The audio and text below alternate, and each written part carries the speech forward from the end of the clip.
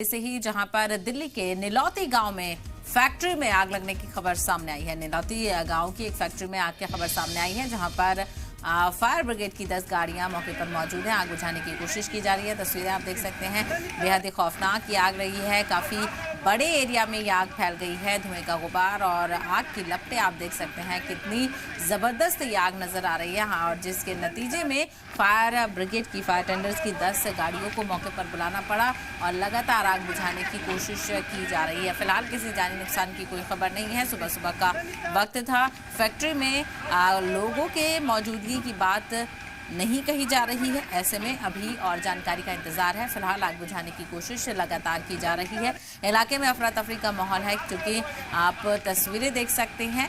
बेहद ही खौफनाक मंजर है ये। आग की लपटें और धुएं का गुबार लगातार नजर आ रहा है। हालांकि किस चीज़ की फैक्ट्री थी, अभी इसको लेकर भी जानकारी जुटाने की कोशिश कर रहे हैं।